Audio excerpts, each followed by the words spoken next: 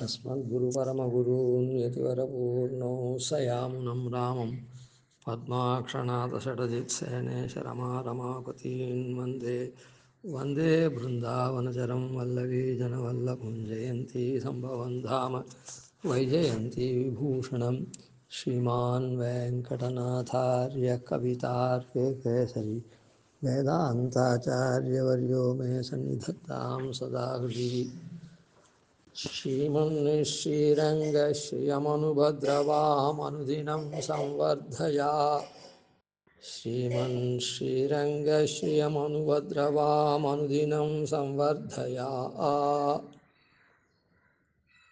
கீழ் 2 ஸ்லோகங்களில் சிஷ்யாகிரேசராக இருக்கவாள்லாம் பிரார்த்திச்சாலே ராமானுஜாரிய திவ்யாக்ஞா வர்ததாம் அபிவர்ததாம் அப்படின்னும் ராமானுஜாரிய திவ்யாக்ஞா பிரதிவாசரம் உஜ்வலா அப்படின்னும் பிரார்த்திச்சார். அந்த ராமானுஜ திவ்யாக்ஞாகப்பட்டது எப்படிப்பட்டது அப்படின்ற அது விசேஷணமும் ஒவ்வொருத்தர் சொன்னார். அவ்யாஹத பராக்கிரமா, தடங்கள் இல்லாததானே பராக்கிரமத்தை மிக்க பெருமை உடையதாக இருக்குது அப்படின்னு சொன்னான். இந்த இடத்துல லோகைதைஷினி, அது லோகைதைஷினியாக இருக்குது அப்படின்றத சொன்னான். லோகத்துக்கெல்லாம் இது கொடுக்குது. அங்கே தடங்கள் இல்லாத பராக்கிரமத்தை உடையதுன்னு சொன்னான். தடங்கள் இல்லாத பராக்கிரமம்னா அப்போ அந்த ராமானுஜாரிய திவ்யாக்ஞை தான் உயர்ந்தது, அதுதான் நன்மை பயக்கக்கூடியதுன்னு அதுக்கு அர்த்தம். இங்கே லோக ஹிதைஷினின்னு ஸ்பஷ்டமாகவே லோகத்துக்கு ஹிதத்தை கொடுக்கக்கூடியதுன்னு சொல்லி, அப்படிப்பட்ட ராமானுஜாரிய திவ்யாக்ஞை தான் இந்த இடத்துல ஸ்ரீரங்க ஸ்ரீயம் அப்படின்னு சாய்க்கிறார். ஸ்ரீரங்க ஸ்ரீயம்னு சாய்க்கிறார். எப்படி அப்படின்னு சொன்னால், ஸ்ரீரங்கம் அப்படின்றது பெரிய கோயில். ஸ்ரீரங்கம்ன்றது பெரிய கோயில். அங்கே இருக்கிற ஸ்ரீ அப்படின்னு அர்த்தம். அந்த ஸ்ரீயம் அனுபத்ரவாம் அனுதினம் சம்வர்தயா, தொந்தரவு இல்லாத உபதிரவம் இல்லாத அனுதினம் வளர வேணும், வளர்ச்சி அடைய செய் அப்படின்னு பிரார்த்திக்கிறார். ஸ்ரீரங்க ஸ்ரீயம் அப்படின்னு சொன்னால், அதாவது பிரபத்யே பிரணவாகாரம் அப்படின்னு சொல்கிறது. பெருமாள் எதில் எழுதிருக்கார் அப்படின்னா பிரணவாகார விமானத்தில் எழுதிருக்கார். காவேரி விரஜாசேயம் வைகுண்டம் ரங்கமந்திரம் ஸ்ரீரங்கநாதோ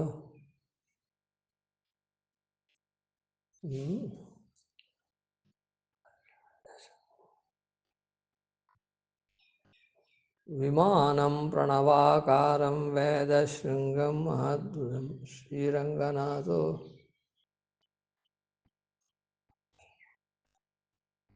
காவேரி விரஜாசேயம் வைகுண்டம் ரங்கமந்திரம் சவாசுதேவோ ரங்கேஷா பிரத்யக்ஷம் பரமம் பதம் அப்படின்னு பிரணவாகார விமானத்தில் ஏற்றிருக்கான்.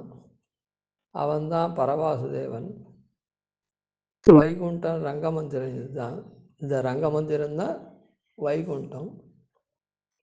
ஸ்ரீரங்கத்தில் ரங்கமந்திரம்னா ஸ்ரீரங்கம் திருக்கோயில், பெரிய கோயில்.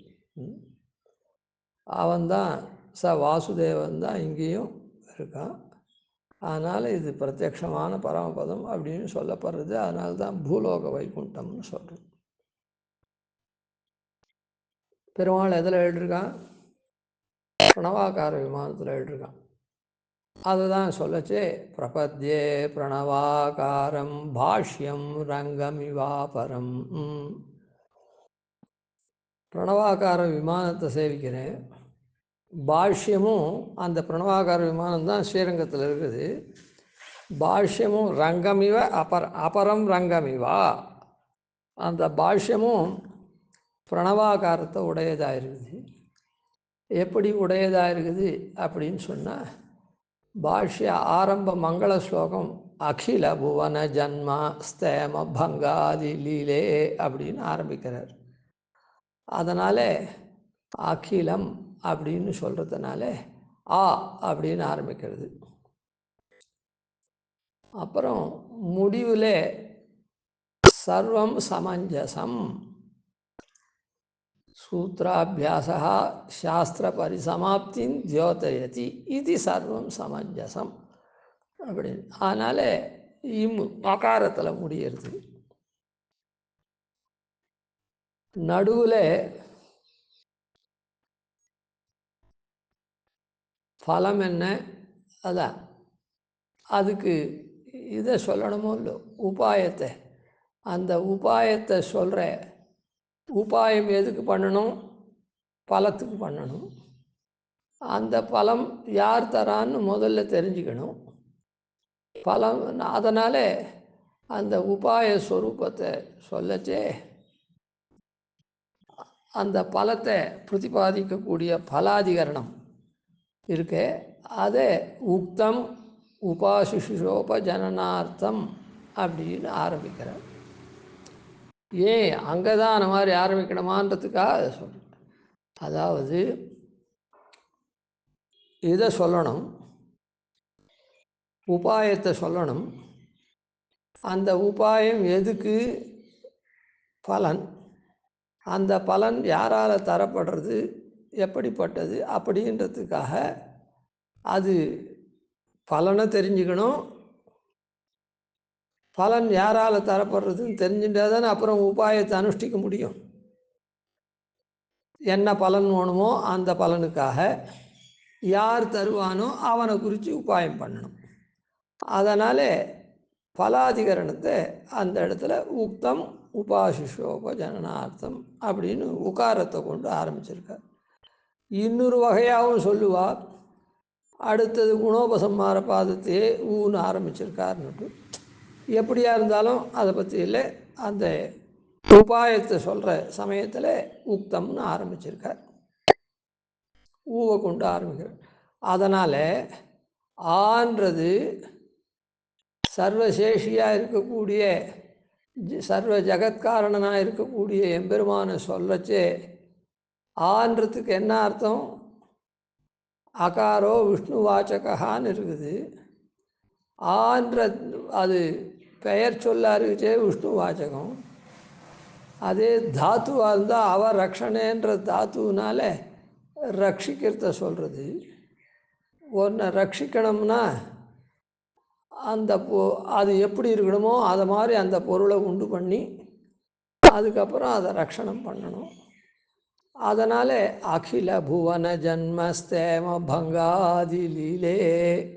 அதனால் எல்லா புவனம், இதுக்கெல்லாம் விசதமாக அர்த்தம் பார்க்க போகிறதில்லை. எல்லா உலகத்தையும் சிருஷ்டி பண்ணி அதை காத்து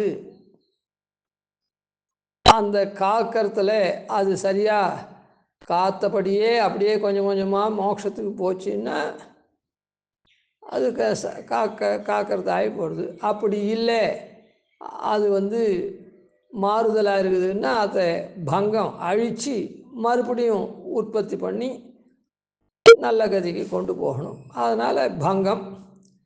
பெருமாள் ஏன் படைத்தல் காத்தல் அழித்தல்னு எதுக்கு ஒன்று பண்ணுறான் அப்படின்னு சொன்னால், அழிக்கலை. அழிக்கிறது ஒரு காரியமாக அவன் பண்ணலை, பண்ணுறான். அது பண்ணலேன்னு ஏன் சொல்கிறோம் அப்படின்னு சொன்னால், இதை ஜீவன் பிரளய காலத்தில் பிரகிருத்தியோடு ஒட்டின்னு இருக்கு, ஒன்றும் பேர் உருவம்லாம் இல்லாமல் அதை படைக்கிறான். அதான் சிருஷ்டின்னு சொல்கிறோம். படைச்சத்தை காக்கிறான். எதுக்காக படைக்கிறான் அப்படின்னு சொன்னால், ஐயோ இது இங்கே பிரகிருத்தியாக இருக்கக்கூடிய பதார்த்தத்தோடு இதுவும் ஒரு மண்ணோட மண்ணுன்னு சொல்கிறோமே, ஆன மாதிரி இது இருக்குதே. வைகுண்டத்திலன்னா நம்ம நித்தியமாக சேவிச்சுட்டு ஆனந்தப்பட்டுருக்கணும் அப்படின்னு சொல்லி சிருஷ்டிக்கிறான். சிருஷ்டித்த பதார்த்தத்தை உடனே ரக்ஷணம் பண்ணுறான். ரக்ஷணம் பண்ணச்சே கொஞ்சம் கொஞ்சமாக இத்தனை நாளாக அறிவே இல்லாத பேர் உருவமே இல்லாமல் அறிவே இல்லாமல் எந்த காரியமே பண்ணாமல் இருந்து சிருஷ்டிச்சிருக்கானே, அதனுடைய புண்ணிய பாபங்களுக்கு தகுந்த மாதிரி அதை கொஞ்சம் கொஞ்சமாக காத்து மேலே கொண்டு வரான். அந்த ஒரு சிருஷ்டியிலேயே ஜன்மத்திலேயே அது மோட்சத்துக்கு போக முடியல, அதுக்கான மாதிரியான ஒரு காரியங்கள்லாம் அது பண்ணலை அப்படின்னு சொன்னால், அடுத்தது அந்த பிறவியை ஒழித்து இன்னொரு பிறவி தரான். சன்மாந்தரங்காத்து அடியார்களை கொண்டு போய் தன்மை பெருத்தி தன் தாளினை கீழ் அப்படின்னு, இந்த ஜென்மத்தில் இல்லையா அடுத்த ஜென்மம், அடுத்த ஜென்மத்தில் இல்லையா அடுத்த ஜென்மம் அப்படின்னு பண்ணிகிட்டே வரான். இருந்தாலும் அது ஒன்றுமே இல்லை, மொத்தமாக இதுவாக எடுத்துன்னா பிரளயம் பண்ணி மறுபடியும் சிருஷ்டிக்கிறான். அது அந்த ரக்ஷணத்தில் அது சரியானபடி ரக்ஷணத்துக்கு வரலேன்னா, இப்போ ஒரு ஆபரணம் இருக்குது பண்ணுறோம், அந்த ஆபரணத்தை கழுத்தில் போட்டுக்கிறார், போட்டுண்டா அந்த ஆபரணம் சரியாக இல்லைன்னு சொன்னால், அதாவது போட்டுண்டா அது எந்தபடி இருக்கணுமோ அப்படி இல்லாமல் முறுக்கிண்டு அது மாதிரி இருந்ததுன்னா அதை சரி பண்ணி அப்பப்போ போட்டுக்கிறார். அதுக்கும் அது போல் ஒரு ஜென்மா இல்லை, இன்னொரு ஜென்மா இல்லை, இன்னொரு ஜென்மா இல்லைன்னு பல ஜென்மங்களை கொடுக்குறான், அப்பப்போ சரி பண்ணி போட்டுக்கிற மாதிரி. அப்படி சரி பண்ணி போட்டுக்கிறதுக்கும் அது வரலன்னா, அது முறிக்கிண்டு ரொம்ப தொந்தரவு பண்ணுறது அப்படின்னு சொன்னால், உடனே என்ன பண்ணுறா, அதை அழிச்சுட்டு புது நகையாக பண்ணுறா. அதுபோல் பெருமாள் இப்படி பல ஜென்மங்களை கொடுத்தாலும் இல்லைன்னா பிரளயத்தை உண்டு பண்ணி அதை அழித்து மறுபடியும் புதுசாக பண்ணுறான். அப்பப்போ தைனந்திகமாக அப்பப்போ கொடுக்குறக்கூடிய இது இருக்குதே, மரணம் பிறப்பு அப்படின்னு ஜனனம்னு, அது அப்பப்போ அந்த ஆபரணத்தை சரி பண்ணி போட்டுக்கிற மாதிரி, அதாவது கொஞ்சம் கழண்டு போகிற மாதிரி இருக்கா கொஞ்சம் அழுத்தி இது பண்ணி, இல்லை கொஞ்சம் முறுக்கிண்டா மாதிரி இருக்கா அதை கொஞ்சம் சரி பண்ணி, இப்படி பண்ணுறது ஒவ்வொரு பிறவி மாதிரி. அப்புறம் சர்வதா இனிமேட்டு அதை சரியே பண்ண முடியாது அப்படின்னா அதை அழித்து வேறு புது ஆபரணம் பண்ணுறோம். அதை போல் புது பிரளயத்தை உண்டு பண்ணி சிருஷ்டி பண்ணுறோம். அதனால் என்ன ஆகுது, இப்போது அந்த சிருஷ்டியிலே அவனுக்கு அதான் காக்கிறானே, அந்த காக்கிறதுல சரி வரல, அதில் அப்படியே மோட்சம் போக முடியல அப்படின்னு சொன்னால், அதாவது அந்த ரக்ஷணம் பூர்த்தி ஆகலை அப்படின்னு சொன்னால் அது என்ன ஆகுது, பிரளயத்தை உண்டு பண்ணுறான், அழிக்கிறான். அதனால் இதை எம்பெருமான் லீலையாக வச்சுட்டுருக்கான் அப்படின்னு சொல்கிறது. அதான் அகில புவன ஜன்ம ஸ்தேம பங்காது லீலேன்னு அந்த ரட்சிக்கக்கூடிய எம்பெருமானுடைய விஷயத்தை ஆரம்பிக்கச்சே அங்கே சொல்லச்சே ஆன்னு சொல்கிறார். அந்த எம்பெருமானை அடையிறதுக்கு உண்டான உபாயத்தை பற்றி சொல்ல ஆரம்பிக்கச்சே உக்தம் உபாசிஷோபன் ஊன்னு சொல்கிறார், அகாரம் உகாரம். அப்புறம் அங்கே போய் நாம் பலத்தை பெறுறோம் வைகுண்டத்தில் போய், அதுக்கப்புறம் ஒன்றுமே இல்லை, அது ரொம்ப சமஞ்சசமாகிடுது. இத்தனை நாளாக அசமஞ்சசமாக இருந்த ஜீவன் இப்போ சமஞ்சசமாக எம்பெருமானிடத்தில் இருக்கான். அதனால் சர்வம் சமஞ்சசம் அப்படின்னு மகாரத்தில் முடிக்கிறார். அதனால் பாஷ்யமும் பிரணவாகாரத்தை போல் ரங்கம் இவாபரம் பாஷ்யம், இன்னொரு ரங்கம் ரங்கத்தை போல் இருக்கக்கூடிய பாஷ்யம். அதுலேயும் என்ன, பிரணவாகார விமானத்தில் பெருமாளை பிரணவாகார விமானம் காட்டி கொடுக்குறது, இந்த இடத்துல பெருமாள் இருக்கான், சர்வசேஷியான சர்வ ரக்ஷகனான சர்வ காரணனான எம்பெருமான் இருக்கான்னு காட்டி கொடுக்குறது. பாஷ்யமும் அதை காட்டி கொடுக்குறது. அதனால் இங்கே என்ன முதல் கைங்கரியம், ஸ்ரீபாஷ்யத்தை வாசித்து பிரவர்த்திப்பித்தல். அந்த பாஷ்யத்திலேருந்து தேறின பொருள்தான் அருளி செயல்லாம். அதாவது அதை சில அதிகாரிகள் தான் அதிகரிக்கலாம், மற்றவர்கள்லாம் அதிகரிக்க முடியாது. அதனால் எல்லாரும் அதிகரிக்கிறதுக்காக அந்த பாஷ்யத்தில் தேறின பொருளை தான் எல்லாரும் அதிகரிக்கலாம் பாஷையில் சொல்லப்பட்டிருக்க அருளி செயல். அதுக்கப்புறம் அப்படி சொல்லியிருக்கிற இடத்துல என்ன, எம்பெருமான் இப்படி பிரணவாகார விமானத்தில் சேவை சாய்க்கிறான், பாஷ்யத்தினால் பிரதிபாத்தியனாக இருக்கான். எல்லாரும் அந்த எம்பெருமானை அனுபவிக்கக்கூடியதில் அருளி செயலாக இருக்கான். அப்போது அந்த எம்பெருமான் அங்கிருந்து இங்கே வந்திருக்கானே, ஆதியம் சோதியுருவை அங்கு வைத்து இங்கு பிறந்தன்ற ரீதியில் இங்கே வந்து அர்ச்சாவதாரமாக எடுத்திருக்கானே, அந்த பெருமாளுக்கு நாம் கைங்கரியம் பண்ணுறது, அந்த பெருமாளிடத்தில் அர்ச்சாவதாரத்தில் தான் நாம் சரணாகதி பண்ணணும். அர்ச்சாவதாரத்தில் தான் சரணாகதி பண்ணணும். அதனால் அந்த துவயம் அர்த்தானுசந்தானேனா அப்படின்னு துவய அர்த்தத்தை அந்த சரணாகதி பண்ணினத்தை நாம் நினச்சி பார்க்கணும். எப்படி கல்யாணாதிகள்லாம் வந்து வீடியோலாம் எடுத்து அப்பப்போ அந்த மலரும் நினைவுகள் போல் போட்டு பார்த்துட்டுருக்காளே, அது போல் அந்த துவயம் அர்த்தானுசந்தானம் பண்ணுறது. இதுக்கெல்லாம் காரணம் என்ன? ஒரு வைஷ்ணவனுடைய அபிமானம், நம்ம வைஷ்ணவனால் அபிமானம் பண்ணப்பட்டால் தான் இந்த பாக்கியங்கள்லாம் நமக்கு கிடைக்கும். அதனால் வைஷ்ணவனுடைய அபிமானத்தை பெறுதல் அப்படின்றது ஸ்ரீரங்க ஸ்ரீயமாக ஆறுது. ஸ்ரீரங்கத்தினுடைய செல்வமாக ஆறுது எதுன்னா இதுதான். ஸ்ரீரங்கத்தில் பெருமாள் எப்படி இருக்கார்? பிரணவாகார விமானத்தில் நமக்கெல்லாம் சேவை சாதிச்சு நம்ம அவன் திருவடியை காண்பித்து திருவடியில் சரணாகதி பண்ணும்படி பண்ணி நம்ம பரம உஜ்ஜீவனமாக இருக்கக்கூடிய நித்திய கைங்கரியமாக இருக்கக்கூடிய அந்த வைகுண்ட லோகத்துக்கு வழிவகை செய்கிறான் அர்ச்சாவதார ரூபேண. அதுதான் ஸ்ரீரங்க ஸ்ரீயம். அது எப்படி இது ஸ்ரீரங்க ஸ்ரீ? அந்த ஸ்ரீரங்க ஸ்ரீ எப்படி இதில் வருது? ராமானுஜாரி திவ்யாக்கியில் அதை தான் இப்படி பாஷ்யம் மூலமாக வந்து அது அப்புறம் எல்லாரும் அது இருக்கக்கூடிய திருவாய்மொழியாக வந்து அதுக்கப்புறம் அந்த மாதிரி நாம் சரணாகதி பண்ண வேண்டியது எந்த இடத்துல? புகழொன்னில்லாவடியேன்னு உன்னடி கீழ் அமர்ந்து புகுந்தேனே அப்படின்னும், அத்திகிரி அருளாளருக்கு அடைக்கலன் நான் புகுந்தேனே அப்படின்னும், இப்படியெல்லாம் எல்லா இடத்துலையும் அதான் அர்ச்சாவதாரத்தில் நாம் சரணாகதி அனுஷ்டிக்கணுமானதுனால, நமக்காக அர்ச்சாவதாரம் கொண்டிருக்கிறதுனால நாம் அந்த அர்ச்சாவதாரத்துக்கு கைங்கரியம் பண்ணணும். அது கைங்கரியம் பண்ணி அதனுடைய திருவடியை அடைஞ்ச உடனே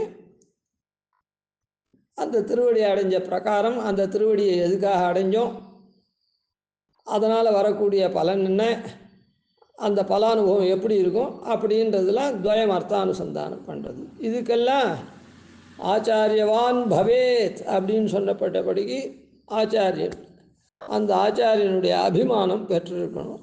அதை சொல்லப்படும். இதுதான் ஸ்ரீரங்க ஸ்ரீ. அந்த ஸ்ரீரங்க ஸ்ரீயை தான் அனுபத்ரவாம் அனுதினம் சம்வர்தயா, அங்கே அவ்யாஹத பராக்கிரமான்னு சொன்னதே இந்த இடத்துல அனுபத்ரவாம் அப்படின்னு சொன்னார். அப்புறம் சர்வதேச தசாகாலேஷு அப்படின்னு சொன்னார். பிருத்திவாசரம் அப்படின்னு சொன்னது தான் இங்கே அனுதினம் அப்படின்னு சொல்கிறார். வர்த்ததாம் அபிவர்த்ததாம் அப்படின்னும், திகந்த வியாபினி பூயாத் எங்கேயும் பரவி இருக்கணும் அப்படின்னு சொன்னார். அதை தான் சம்வர்தயா, எங்கும் அப்படியே பரவிண்டே இருக்கணும். திக்கு எப்படி போயின்னு இருக்கோ அந்த மாதிரி அனந்தமாக போயிட்டே இருக்கு, அந்த மாதிரி இது பரவிண்டே இருக்கணும். வர்த்ததாம் அபிவர்த்ததாம் மேல் மேலும் சம்வர்தயா அப்படின்னு பிரார்த்தித்தார். இதனுடைய மேல் அர்த்தங்கள்லாம் இன்னும் கொஞ்சம் நாளைக்கு சேவிப்போம். கவிதார்க்கிக சிம்ஹாய கல்யாண குணசாலினே ஸ்ரீமதே வெங்கடேஷாய வேதாந்த குரவே நமः. ஆதிவன்ஷடகோபாதீனிதிவர்யான் பஜே நிஷம் ஸ்ரீரங்கபூர்வஷடஜித்யதீசானபதாஸ்ரயம் ஸ்ரீவத்சவம்சதிலகம் வந்தே ஸ்ரீகிருஷ்ணதேசிகம்.